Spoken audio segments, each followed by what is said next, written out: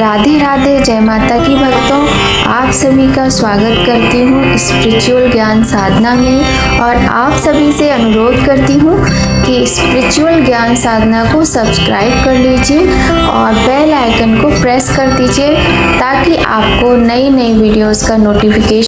ओम नमः शिवाय। जय माता की। राधे राधे भक्तों, कैसे हैं आप सभी लोग। आशा करते हैं भगवान भोलेनाथ और माता पार्वती की कृपा से सभी लोग बहुत अच्छे होंगे और बताने के लिए कमेंट में जय माता की राधे राधे अवश्य ही लिखिएगा।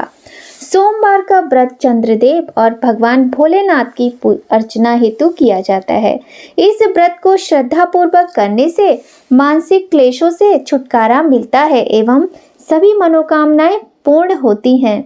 वैसे ये व्रत चैत्र, श्रावण और कार्तिक मास में किया जाता है।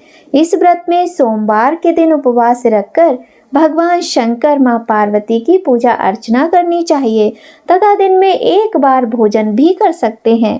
सोमवार का व्रत रखने से स्त्रियों को पति और पुत्र का सुख मिलता है।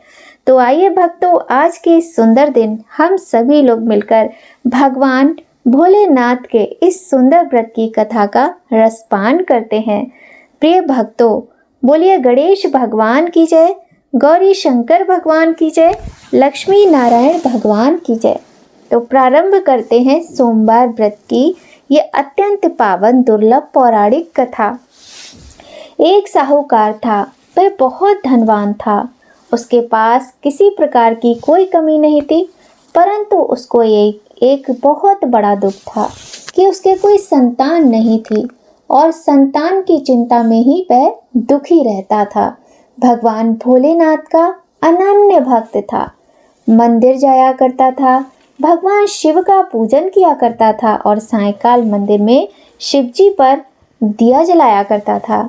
एक समय उसके भक्ति भाव को देखकर माता पार्वती ने शिवजी महाराज से कहा कि हे नाथ, ये साहूकार आपका अनन्य भक्त है और सदैव आपका व्रत और पूजन बड़ी ही श्रद्धा से करता है। शिवजी कहने लगे, हाँ यह तो सत्य है। फिर माता पार्वती ने कहा कि प्रभु, आप कृपा करके इसकी मनोकामना पूरी कर दीजिए। माता पार्वती के ऐसे वचन सुनकर भोलेनाथ ने माँ गौरी से कहा, हे पार्वती, यह संसार कर्म क्षेत्र है। जैसा किसान खेत में जैसा ही बीज बोता है वैसा ही फल काटता है, उसी तरह से मनुष्य इस संसार में जैसा कर्म करते हैं वैसा ही फल भोगते हैं। तब माता पार्वती जी ने अत्यंत आग्रह से कहा कि हे महादेव, यह आपका अनन्य भक्त है, यदि इसको कोई भी दुख है तो आपको उसे अवश्य ही दूर करना चाहिए। यदि आप अपने भक्तों की मनोकामनाएं पूरी नहीं करेंगे तो मनुष्य क्यों आपकी सेवा, व्रत और पूजन करेंगे। पार्वती माता के इस आग्रह को सुनकर शिवजी ने कहा, हे शिवे, इस साहूकार के कोई पुत्र नहीं है, इसी कारण ये दिन रात चिंतित व दुखी रहता है। इसके भाग्य में संतान न होने पर भी मैं इसको पुत्र की प्राप्ति का वर देता हूँ, किंतु इसका पुत्र केवल 12 वर्ष तक ही जीवित रहेगा। इसके पश्चात वह मृत्यु को प्राप्त हो जाएगा। इससे अधिक मैं और कुछ इस साहूकार के लिए नहीं कर सकता। यह सब बातें साहूकार सुन रहा था। उसे ये सारी बातें सुनकर ना ही कोई शोक हुआ और ना ही कोई प्रसन्नता।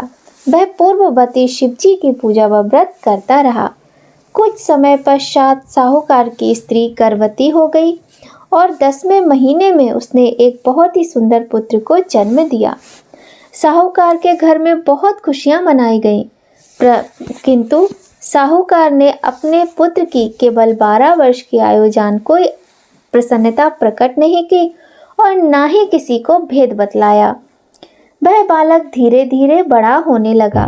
जब वह बालक 11 वर्ष का हो गया तो बालक की माता ने साहूकार से उसके विवाह के लिए कहा, किंतु साहूकार ने कहा कि मैं अभी इसका विवाह नहीं करूंगा और इसे काशी जी पढ़ने भेजूंगा।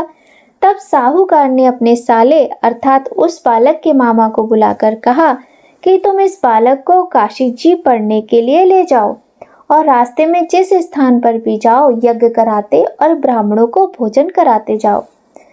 साहूकार का बेटा और उसका साला दोनों मिलकर घर से निकल गए और उन्होंने रास्ते में जहाँ कहीं भी ठहरते वहाँ यज्ञ करते और ब्राह्मणों को भोजन कराते जा रहे थे।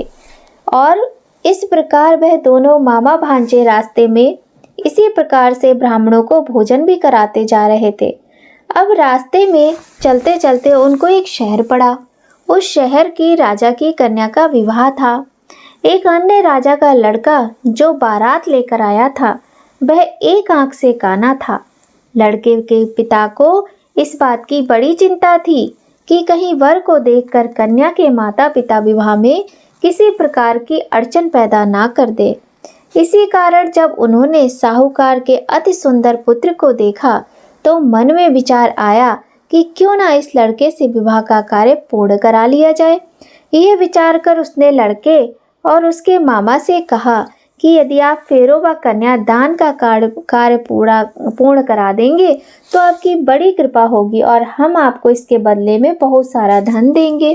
साहूकार के लड़के और उसके मामा ने इस बात को स्वीकार कर लिया। विवाह का काम भी भली प्रकार से पूरा हो गया।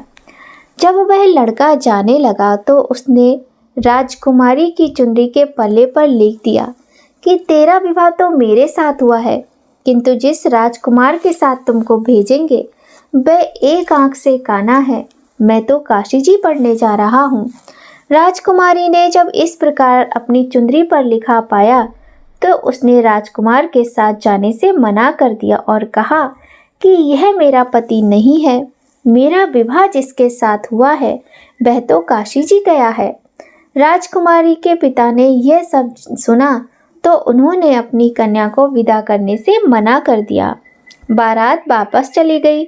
उधर साहूकार का लड़का और उसका मामा काशी जी पहुंच गए। काशी जी पहुंचकर लड़के ने पढ़ना और मामा ने यज्ञ करना प्रारंभ कर दिया और अतिरिक्त समय दोनों मामा भांजे दान आदि यज्ञ आदि में व्यतीत करने लगे। इस प्रकार कई महीने बीत गए। जब लड़का 12 साल का हुआ तो एक दिन की बात है कि उसके मामा ने यज्ञ का आयोजन कर रखा था। अचानक ही लड़के ने कहा कि मामा जी आज तबीयत ठीक नहीं है। लड़के के मामा ने कहा कि तुम अंदर जाकर सो जाओ। लड़का अंदर जाकर सो गया और उसके प्राण निकल गए। कुछ देर के पश्चात जब उसका मामा आया तो उसने देखा कि यह तो मरा पड़ा है, तो उसे बहुत दुख हुआ। उसने सोचा कि मैं पहले यज्ञ का कार्य पूर्ण कर लेता हूँ। लड़के के मामा ने यज्ञ पूरा किया और फिर रोना प्रारंभ कर दिया। वह बहुत जोर जोर से बहुत ही दुखी होकर रो रहा था। संयोगवश माँ पार्वती और शिवजी वहीं थे। पार्वती जी ने भगवान भोलेनाथ से कहा, हे नाथ, कोई दुखी व्यक्ति रो रहा है, उसके कष्टों को दूर कर दो।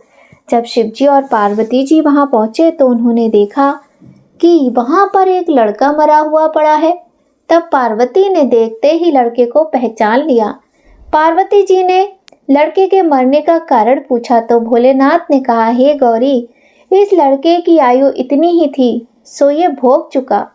तब माता पार्वती जी ने अत्यंत आग्रह और विनय पूर्वक कहा, महाराज कृपा करके आप इस बच्चे को और आयु दीजिए, नहीं तो इसके माता पिता इसके वियोग में तड़प तड़प कर अपने प्राण खो देंगे। माँ पार्वती की बात सुनकर शिवजी ने अपने उस लड़के को पुनः जीवित कर दिया। भगवान शिव की कृपा से लड़का जीवित हो गया। शिव पार्वती कैलाश धाम चले गए। शिक्षा पूरी होने पर लड़का और उसका मामा उसी तरह यज्ञ करते, ब्राह्मणों को भोजन तथा दक्षिणा देते हुए अपने घर की ओर चल पड़े। रास्ते में उसी शहर में आए जहां पर उस लड़के का विवाह हुआ था। वहां पहुंचकर दोनों ने यज्ञ करना शुरू कर दिया। जब वे दोनों यज्ञ कर रहे थे तो उस लड़के के ससुर यानी वहां के राजा ने, जो उधर से घोड़े पर बैठकर अपने सेवकों के साथ जा रहा था, उसने लड़के को पहचान लिया। राजा ने महल में ले जाकर दोनों की खूब खातिरदारी की। कुछ समय राजा के महल में रहने के बाद लड़के ने राजा से जाने की आज्ञा लेनी चाहिए। राजा ने अपने लड़की और दामाद को विदा किया, साथ में बहुत सा धन और दास दासियों को भी भेजा। जब वे अपने शहर के निकट आए तो मामा ने कहा कि मैं पहले तुम्हारे माता पिता को खबर सुनाकर आता हूँ, तब तक तुम अपनी पत्नी सहित यहीं आराम करो। ऐसा कहकर लड़के का मामा साहूकार को अपने पुत्र के आने की खबर देने चला गया। घर आकर उसने देखा कि उसके बहन बहनोई, माता पिता सभी छत पर बैठे हुए हैं और उन्होंने यह प्रण कर रखा है कि यदि उनका बेटा जीवित लौट आएगा तो वे छत से नीचे उतरकर आ जाएंगे, नहीं तो वहीं से कूदकर अपने प्राण त्याग देंगे। लड़के के मामा ने जाकर ये समाचार उन्हें सुनाया कि आपका लड़का जीवित लौट आया है, तो उन्हें विश्वास नहीं हुआ। तब लड़के के मामा ने शपथ पूर्वक कहा कि आपका पुत्र अपनी स्त्री के साथ बहुत सारा धन और दास दासियों को लेकर आया है। तब साहूकार और उसकी पत्नी छत से नीचे उतर आए तथा प्रसन्नता के साथ अपने पुत्र और बहू का स्वागत किया। सभी प्रसन्नता के साथ रहने लगे। इस प्रकार भक्ति भाव से जो भी प्राणी सोमवार के व्रत का पालन करता है तथा प्रेम पूर्वक इस कथा को सुनता या पढ़ता है, उसके सब कष्ट दूर होते हैं और सभी मनोकामनाएं पूर्ण होती हैं। इस लोक में सभी सुख सुविधाओं को भोग कर अंत में शिव लोक की प्राप्ति होती है। इस प्रकार सोमवार के व्रत को 16 सोमवार तक भी करें और उसके बाद ही उद्यापन करें। इस व्रत के प्रभाव से व्यक्ति को सभी प्रकार के सुखों की प्राप्ति होती है। बोलिए गौरी शंकर भगवान की जय। प्रिय भक्तों, यह थी सोमवार व्रत की कथा। यदि यह कथा आपको अच्छी लगी हो और आपने पूरी सुनी हो तो प्रिय भक्तों, कमेंट पे जय माता की राधे राधे या फिर हर हर महादेव अवश्य ही लिखिएगा। कथा कहते समय, कथा सुनते समय भगवान शिव के ओम नमः शिवाय मंत्र का जाप अवश्य ही कीजिएगा। तो भक्तों, कथा को लाइक कीजिएगा, कमेंट कीजिएगा और बहुत सारा प्यार दीजिएगा। आइए भक्तों, अब हम आपको सुनाते हैं एक और बहुत ही सुंदर कथा, जिसे 16 सोमवार व्रत कथा कहा जाता है। भक्तों की सभी मनोकामनाओं को पूर्ण करने वाली कथा है। कुछ समय पहले 16 सोमवार के व्रत का बहुत अधिक चलन था।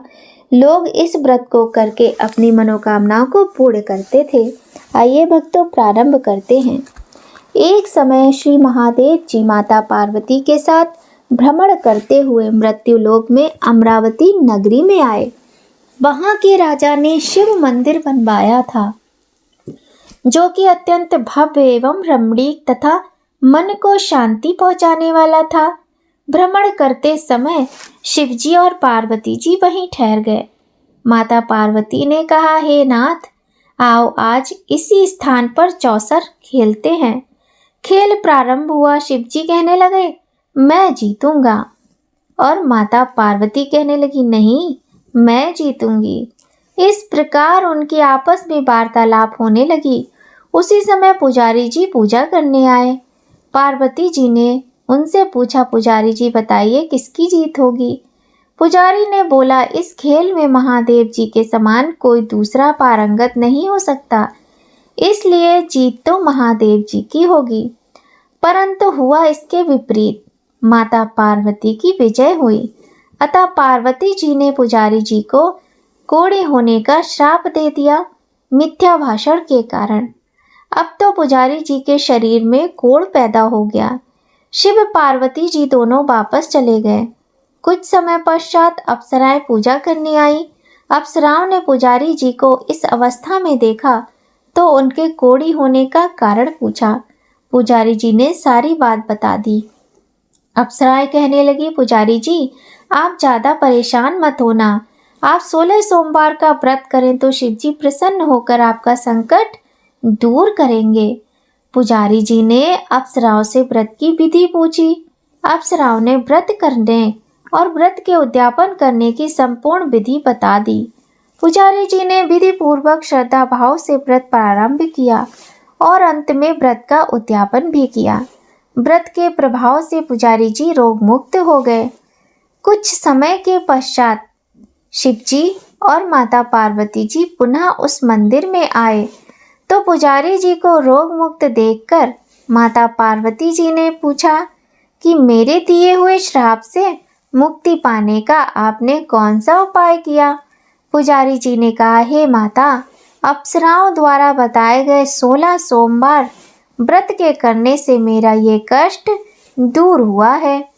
पार्वती जी ने भी 16 सोमवार का व्रत किया, जिससे उनके रूठे हुए पुत्र स्वामी कार्तिकेय जी माता से प्रसन्न होकर उनके आज्ञाकारी हुए। कार्तिकेय जी ने पूछा, हे माता, क्या कारण है कि मेरा मन सदा आपके चरणों में लगा रहता है? पार्वती माता ने कार्तिकेय जी को 16 सोमवार के व्रत का महात्म्य तथा विधि बताई। तब कार्तिकेय जी ने भी इस व्रत को किया तो उनका बिछड़ा हुआ मित्र ने मिल गया। अब मित्र ने भी इस व्रत को अपने विवाह होने की इच्छा से किया। फलतः वह विदेश गया। वहां के राजा की कन्या का स्वयंवर था। राजा ने प्रण किया था कि यदि हथनी जिस व्यक्ति के गले में वरमाला पहना देगी, उसी के साथ राजकुमारी का विवाह कर देगा। ये ब्राह्मण मित्र भी स्वयंवर देखने की इच्छा से एक ओर जाकर बैठ गया।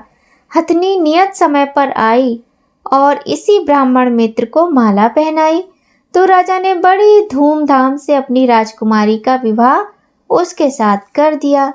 तत्पश्चात दोनों सुखपूर्वक रहने लगे। एक दिन राजकन्या ने पूछा, हे नाथ, आपने ऐसा कौन सा पुण्य किया जिससे हथनी ने आपके गले में वरमाला पहनाई? ब्राह्मण पति ने कहा, मैंने कार्तिकेय जी द्वारा बताए अनुसार 16 सोमवार का व्रत पूर्ण विधि विधान सहित श्रद्धा और भक्ति से किया, जिसके फलस्वरूप मुझे तुम्हारे जैसी सौभाग्यशाली पत्नी मिली। अब तो राजकन्या ने भी सत्य पुत्र प्राप्ति के लिए व्रत किया और सर्वगुण संपन्न पुत्र प्राप्त किया। बड़े होकर पुत्र ने भी राज्य प्राप्ति की कामना से 16 सोमवार का व्रत किया।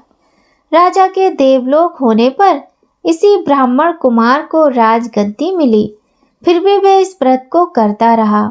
एक दिन उसने अपनी पत्नी से पूजन सामग्री शिवालय ले चलने को कहा, परंतु उसने पूजा सामग्री अपनी दासियों द्वारा भिजवा दी। जब राजा ने पूजन समाप्त किया तो आकाशवाणी हुई कि हे राजा, अपनी इस पत्नी को निकाल दो, नहीं तो तुम्हें अपने राजपाट से हाथ धोना पड़ेगा और तुम्हारा सब कुछ नष्ट हो जाएगा। प्रभु की आज्ञा मानकर उसने अपनी पत्नी को महल से निकाल दिया। तब वह अपने भाग्य को कोसती हुई एक बुढ़िया के पास पहुंची और अपना दुख बताया।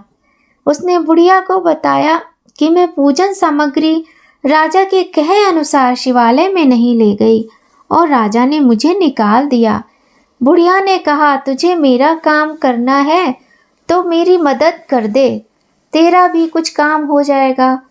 तब बुढ़िया ने सूत की पोटली उसके सिर पर रखी और बाजार भेज दिया।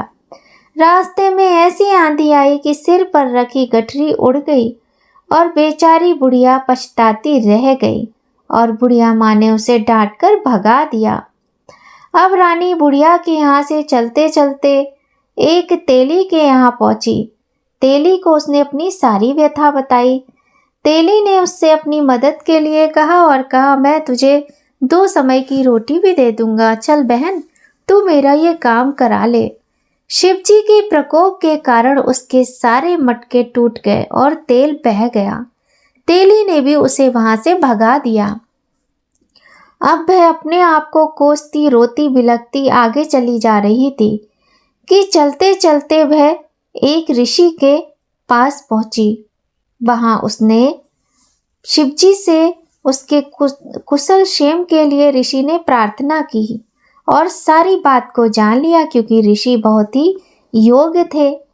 बोले, बेटी तुम 16 सोमवार व्रत विधि के अनुसार करो। तब रानी ने विधि पूर्वक व्रत पूर्ण किया। व्रत के प्रभाव से राजा को रानी की याद आई और उसने दूतों को रानी की खोज करने भेजा।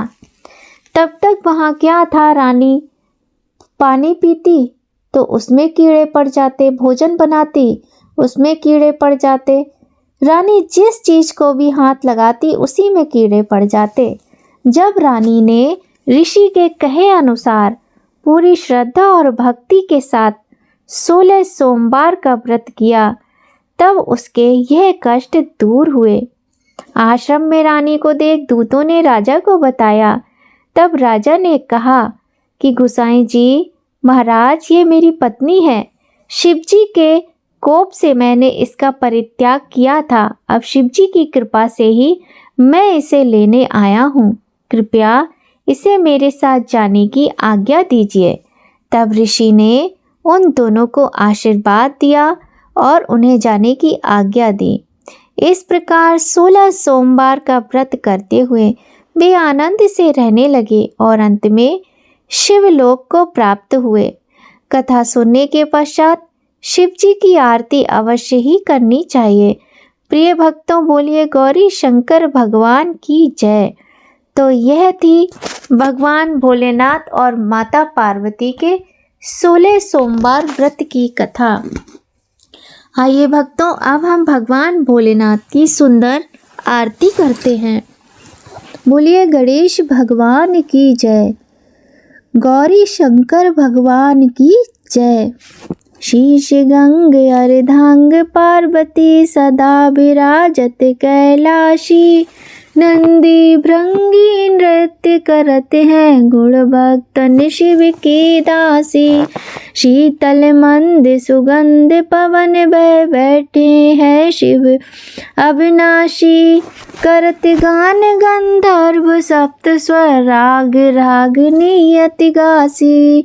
यक्ष रक्ष भैरव जहाँ डोलत बोलत हैं बन के वासी, कोयल शब्द सुनावत सुंदर भ्रमर करते हैं गुंजासी। कल्प द्रुम अरु पारिजात तरु लाग रहे हैं लक्षासी, सूर्यकांत सम पर्वत शोभित चंद्रकांत अपनी वासी। छहो ऋतु नित फलत रहते हैं पुष्प चढ़ते हैं वर्षासी, देव मुनि जन की भीड़ पड़ते हैं निगम रहते जो नित्य गासी। ब्रह्मा विष्णु ध्यान धरते हैं कछु शिव हमको करमासी, रिद्धि सिद्ध के दाता शंकर सदा आनंदित सुख राशि। जिनको सुमिरन सेवा करते छूट जाए यम की फांसी, त्रिशूल धर को ध्यान निरंतर मन लगाए कर जागासी। दूर करे विपदा शिव तन की जन्म जन्म शिव पद पासी। कैलाशी काशी के वासी अविनाशी मेरी सुध लीचो, सेवक जान सदा चरणन को आपन जान दर्श दीजो।